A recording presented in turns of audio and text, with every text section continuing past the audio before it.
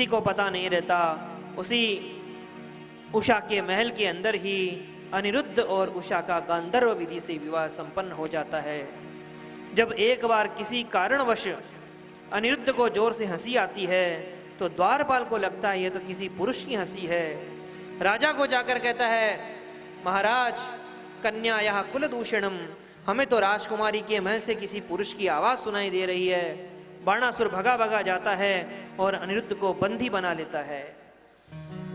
नारद जी भगवान के पास आते हैं और कहते हैं, प्रभु सब कुछ है, सब परिवार में सब आनंद से तो है।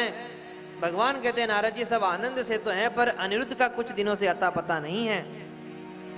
नारद जी कहते हैं, प्रभु आपके जो पुत्र अनिरुद्ध हैं वो बाणासुर के यहाँ बंदी बने हुए हैं। और भगवान पूरी नारायणी सेना के साथ जब बाणासुर की नगरी शोणितपुर की ओर जैसे ही प्रस्थान करते हैं, बाणासुर के महल के ऊपर लगा हुआ जो ध्वजा थी वह टूटकर गिर जाती है।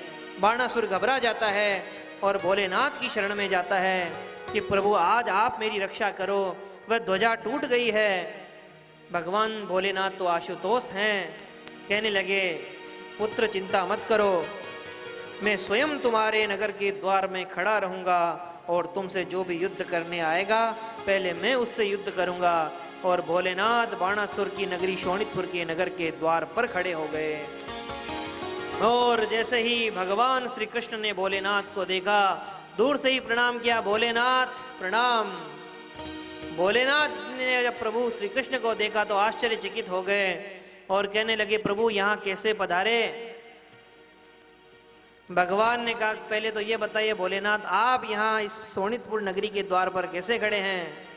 भोलेनाथ ने कहा, बस पूछो मत प्रभु, चेलों के चक्कर में पड़ गए, जो हालत हो गई है, आप यहाँ कैसे आए?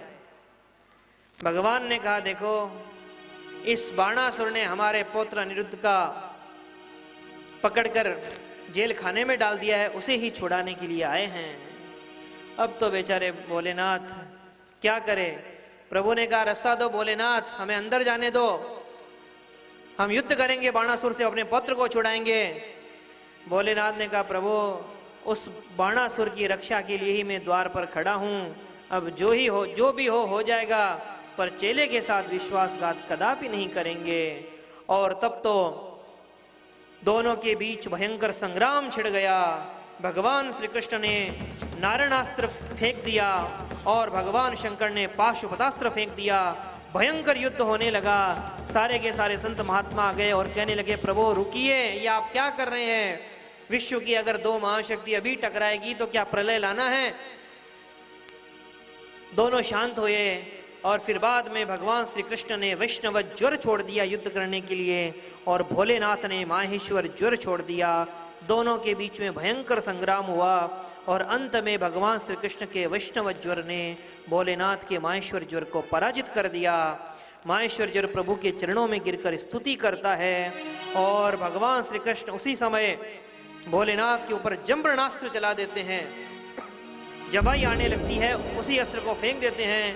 भोलेनाथ बार बार जमाई लेने के लिए मुख पर हाथ रखते हैं और इतने में ही अवसर पाकर प्रभु श्री कृष्ण पूरी नारायणी सेना के साथ में बाणासुर की नगरी में प्रवेश कर जाते हैं। बाणासुर युद्ध करने के लिए रणभूमि में आता है। 1000 भुजाएं, भगवान एक एक करके उसकी भुजाओं को काटना प्रारंभ कर देते हैं। जब मात्र 4 भुजा रह जाती है तब बाणासुर की ढाई माँ कोटरा देवी निर्वस्त्र होकर रणभूमि में आती है। प्रभु मुंह फेर कर खड़े हो जाते हैं और बाणासुर उसी समय अपने प्राणों को बचाकर वहां से भाग जाता है। अनिरुद्ध को जेल खाने से निकालकर अपनी पुत्री उषा को लेकर आता है और प्रभु श्री कृष्ण में पास लाकर उनसे क्षमा याचना करता है। उसी समय प्रहलाद जी प्रकट होकर कहते हैं, प्रभु कैसे भी हो इसका वध मत करना। भगवान ने कहा, बेटा प्रहलाद,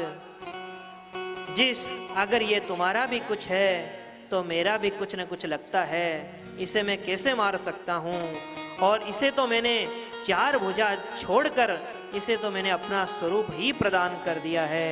और बाणासुर को छोड़कर प्रभु अनिरुद्ध और अपनी पौत्र वधू उषा के साथ पुनः द्वारिका आ जाते हैं। भगवान की लीलाएं बढ़ती रहती आगे।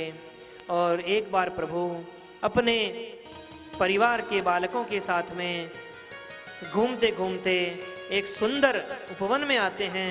भगवान कहते देखो मैं एक स्थान पर बैठा हूँ, आप सभी कंदुक क्रीड़ा कीजिए। बालक कंदुक क्रीड़ा करते हैं और वही गेंद एक कुएं में जाकर गिर जाती है। बालक जब उस गेंद को लेने के लिए जाता है तो देखता है बहुत ही बड़ा गिरगिट उस जल में पड़ा है। प्रभु को आकर कहता है देखो कितना बड़ा गिरगिट उस कुएं के अंदर में पड़ा है। भगवान जाते हैं और जैसे ही उस गिरगिट के शरीर को स्पर्श करते हैं उसका शरीर छूट जाता है और दिव्य पुरुष प्रकट होता है और अपना परिचय देता है। हे प्रभु, मेरा नाम नृग है। देखिए परिचय का ढंग देखिए। भगवान ने कहा भाई कौन नृग? वह कहता मैं राजा नृग था। संसार के अणु परमाणु गिन लेना भले ही संभव हो जाए, आकाश के तारे गिनना भले ही संभव हो जाए, पर मैंने इतनी गायों का दान किया कि उसे गिनना असंभव ही है। भगवान ने कहा भाई राजा नृग, गायों का तुमने अगर इतना दान किया है तो इन दान का तो यह परिणाम नहीं कि तुम्हें गिरगिट योनि प्राप्त हो। वह राजा नृग हाथ जोड़कर कहता है प्रभु क्या करूं, मैं इतनी गायें दान करता था कि मुझे भी याद नहीं। एक बार मैंने एक गाय दान करी, वह ब्राह्मण गाय लेकर अपने घर चला गया और अपनी गौशाला में उसने गाय को बांधा और किसी कारणवश वह गाय उसकी गौशाला से छूटकर मेरी गौशाला में आ गई, मुझे भी पता न चला और मैंने वही गाय किसी दूसरे ब्राह्मण को अगले दिन दान कर दी। इधर वह दूसरा ब्राह्मण उस गाय को लेकर जा रहा था और पहले वाला ब्राह्मण उस गाय को ढूंढ रहा था, तभी उसे वह गाय दिख गई और दोनों ब्राह्मणों के बीच में उस गाय को लेकर झगड़ा हो गया। दोनों मेरे पास में आए, अब मैं क्या समाधान करूं? मैंने कहा पंडित जी लड़िए मत, आप 10 गायें और ले जाइए, पर मुझे भी पता नहीं ये गाय मैंने किसको दान करी। वह दोनों ब्राह्मण कुपित हो गए और उस गाय को छोड़कर वहीं चले गए। और जब मेरा शरीर जब समाप्त हुआ, यमलोक पूछा तो यमराज ने मुझसे पूछा पाप भोगोगे या पुण्य? क्योंकि तुम्हारा पाप तो बिल्कुल थोड़ा सा ही है, पुण्य बहुत है। एक पाप तुमसे बन गया था, एक गाय को तुमने 2 बार दान कर दी। तो मैंने कहा कि मुझे पहले पाप ही भुगता दो, पुण्य फल हम बाद में इकट्ठा भोग लेंगे। तो पाप भोगने के कारण मैं गिरगिट बना और आज जब पुण्यों का उदय हुआ तो मुझे आपके दर्शन प्राप्त हुए और ऐसा कृतार्थ मैं अपने आप को मानता हूँ। और वह राजा नृग अपने लोक को चला गया। भगवान अपने बालकों को समझाते हुए कहते हैं देखो बालकों, ब्राह्मण और संत का अपमान अगर अनजाने में भी बन जाए तो उसका बहुत ही भारी परिणाम भोगना पड़ता है। क्योंकि अगर विष को अनजाने में भी पी लिया तब भी विष तो अपना प्रभाव दिखाता ही है। पर मैं तो तुम्हें यह कहूंगा कि विष से भी अधिक खतरनाक है संतों और ब्राह्मणों के धन को हड़पना। क्योंकि विष जो पिएगा वही मरेगा, किंतु संत महापुरुषों के धन को और उनकी संपत्ति को हड़पने वाले का तो सारा का सारा कुटुंब ही समाप्त हो जाता है। भगवान अपने बालकों को कहते हैं अरे बालकों, कोई अग्नि में कूद जाए, अग्नि की ज्वाला से मैं बचा सकता हूँ, कालकुट विष पी जाए तब मैं बचा सकता हूँ, पर संतों का ब्राह्मणों के धन को हड़पने वाले को मैं नहीं बचा सकता हूँ।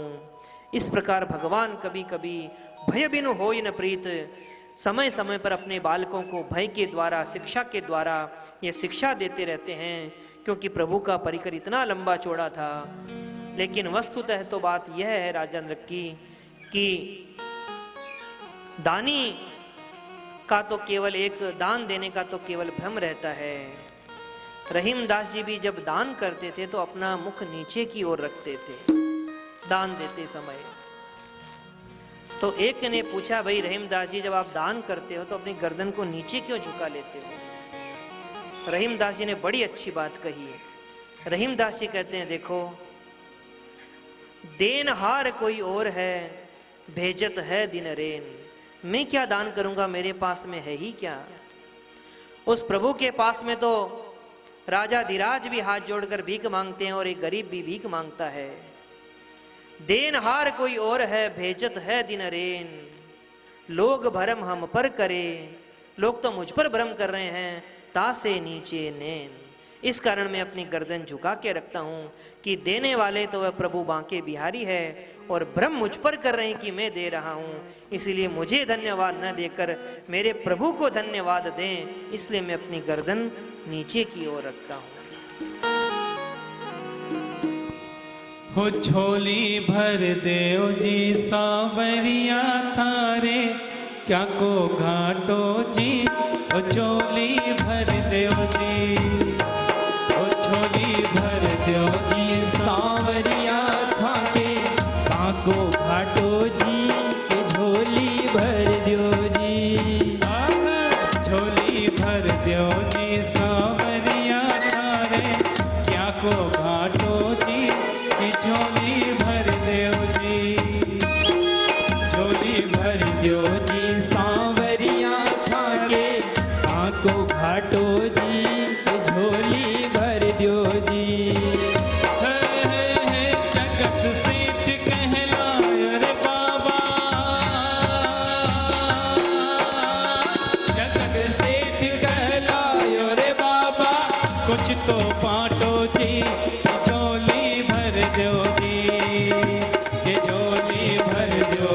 सांवरिया थाके, काको घाटो जी। के झोली भर दो जी।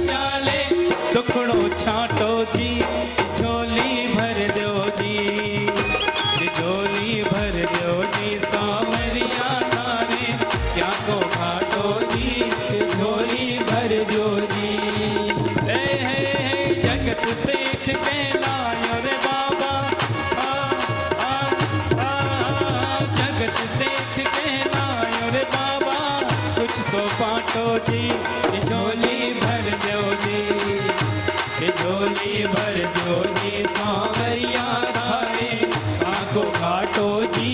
के झोली भर दो जी।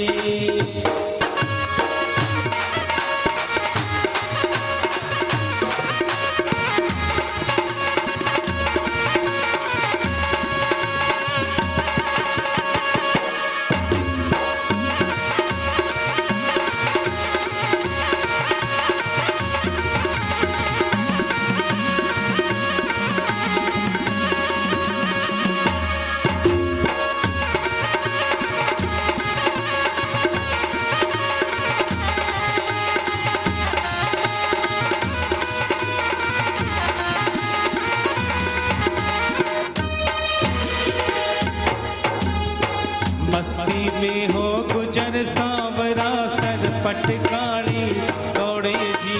मस्ती में हो गुजर सांवरा सर पटकाड़ी दौड़ी जी। मस्ती में हो गुजर सांवरा सर पटकाड़ी दौड़े जी। मस्ती में हो गुजर सांवरा सर पटकाड़ी दौड़े जी। अरे नाचा रे मारी जी कुछ खावे,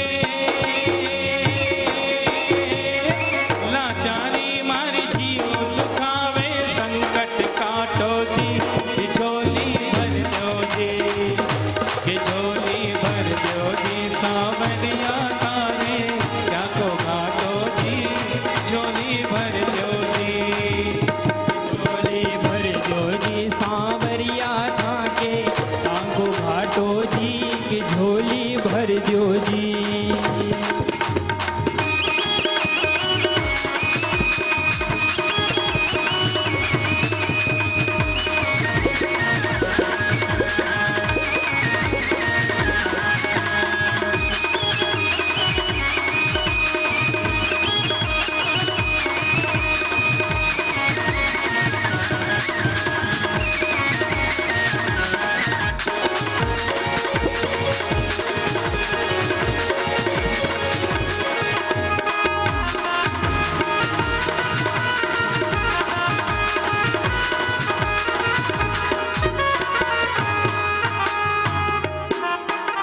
संतोषी में जीव सांवरा पार पार तन जाऊं जी संतोषी में जीव सांवरा बार बार तन राम जी। संतोषी में जीव सांवरा बार बार तन जाऊं जी संतोषी में जीव सांवरा बार बार तन धाऊं जी। अरे नैया मेरी टकमक डोले नैया मेरी टकमक डोले पार लगायो जी ओ झोली भर दो जी ये झोली भर दो जी सांवरिया थाने क्या को घाटो जी झोली भर दो जी झोली भर दो जी सांवरिया थाके क्या को घाटो जी की झोली भर दो जी। जगत सेठ कहलायो रे बाबा जगत सेठ कहलायो रे बाबा कुछ तो बांटो जी कि झोली भर दो जी कि झोली भर दो जी सांवरिया थारे का क्यों घाटो जी कि झोली भर दो जी कि झोली भर दो जी कि झोली भर दो जी कि झोली भर दो जी। बोलिए भक्त वत्सल भगवान की। समय समय पर प्रभु अपने भक्तों को डर दिखाकर किसी भी उदाहरण से ज्ञान देकर उन्हें धर्म कर्म की शिक्षा देते रहते हैं। और एक दिन दाऊ जी महाराज ने कहा, भाई कन्हैया परसों लौट कर आएंगे वृंदावन में, यह कहकर आए थे और बरसों बीत गए, अभी तक वह वचन पूरा नहीं हुआ, तो चलो क्यों न एक बार वृंदावन घूम कर आए। भगवान ने कहा, देखो मेरी तो अभी इच्छा है नहीं दाऊ भैया, अगर आपकी इच्छा है तो आप जाकर आ जाइए। और दाऊ जी महाराज 2 महीने के लिए पुनः वृंदावन में आते हैं। और इधर जब और अन्य राजाओं को जब मालूम पड़ता है कि दाऊ जी इस समय द्वारिका में नहीं हैं, तो कई सारे राजाओं ने बड़ी टेढ़ी निगाह डालना प्रारंभ कर दी द्वारिका के ऊपर। एक पौंड्रक नाम का राजा था जो स्वयं भगवान अपने आप को सिद्ध करने में ही लगा रहता था, और उसका मित्र काशीराज उसे भड़का रहा था कि तू बन भगवान और मैं बनूंगा तेरा पुजारी, दुनिया में मैं तेरा प्रचार प्रसार करूंगा, तू भगवान बनकर पूजना, और भगवान बनकर पूजने पर जितना भी चढ़ावा आएगा उसमें से आधा आधा कर लेंगे। अब बताओ, जब इस जगत धरा धाम पर साक्षात परमात्मा श्री कृष्ण विराजमान थे, उस समय में भी अगर यदि पौंड्रक जैसे व्यक्ति भगवान बनकर घूमते थे, तो आजकल अगर 2-4 लोग अगर भगवान बनकर घूमने लगे तो उसमें आश्चर्य की क्या बात है। पौंड्रक ने नकली गरुड़ बना लिया, अपने शरीर में 2 नकली हाथ फिट करा लिए, और एक गरुड़ के साथ में एक सुदर्शन चक्र भी नकली बना लिया। काशीराज ने जैसे ही आरती उतारी, जय पौंड्रक वासुदेवा, तो संसार के कई सारे लोग भी पौंड्रक की आरती उतारने लगे।